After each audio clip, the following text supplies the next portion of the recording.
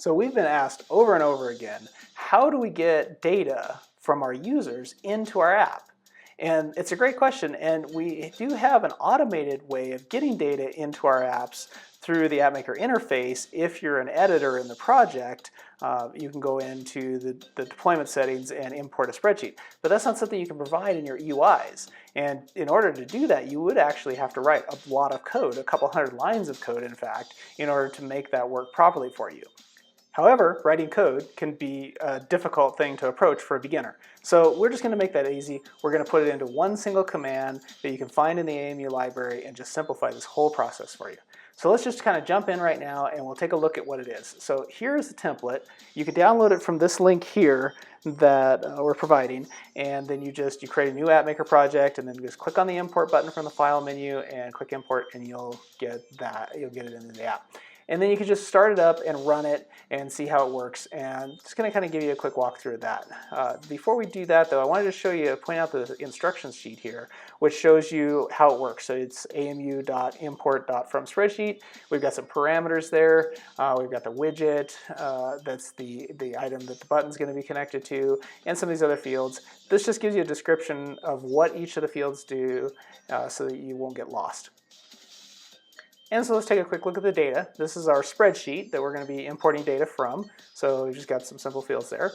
And if we switch over to the app and we go to the simple example, we're going to paste in our spreadsheet ID. And I provided that same spreadsheet ID, which you'll be able to access.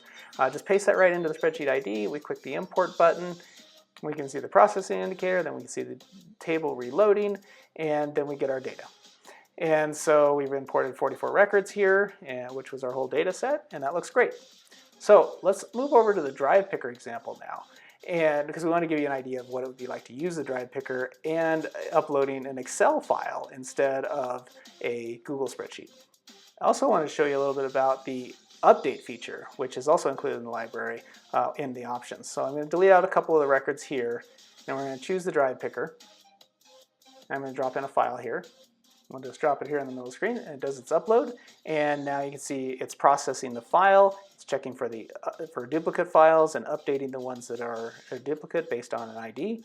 And now we update the field, and we can see we have 44 records back in there. Okay, well, let's head back over to the editor, and we'll take a look at the database first here. So we've got ID field, and then our president, birthplace, and age. And here's the first place we're going to take a look here is we're going to take a look at the simple import. And what we've got is we've got a text box. We set the ID to SSID. I'll show you that here in a second. And then we've got an import button. And in the import, all we're doing is adding to the onClick amu.import.fromSpreadsheet. That's it. We use the widget, that's the button, and then the widget.parent.descendants.ssid is that text box, and that's the value of the text box because we need to pass in an ID. And then we're just telling it which data source it is, and that's the part that's in green over there under data, the import data. That's all there really is to using this function. You don't have to add anything else, just make sure you got a table on the page and that kind of thing. And now let's also go over to the drive picker, because I want to give you an example of what that's going to look like as well. So drive picker uses the drive picker widget.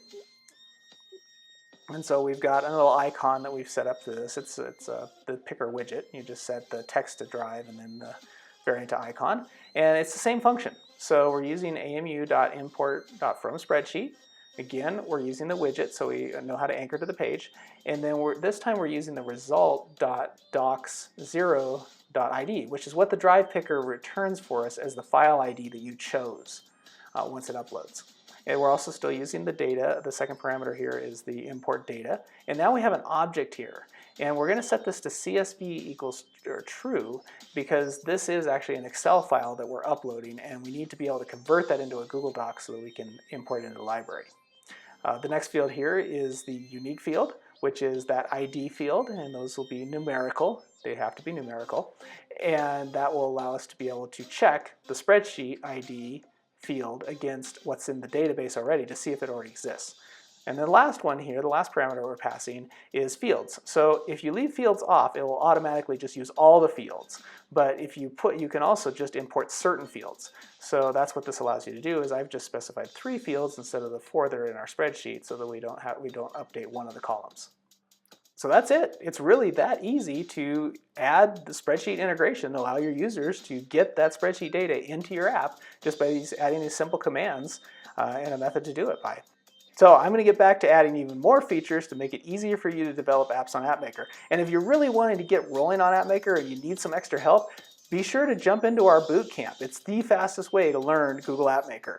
And check us out at appmakeruniversity.com. Hope to see you there. Have a great day.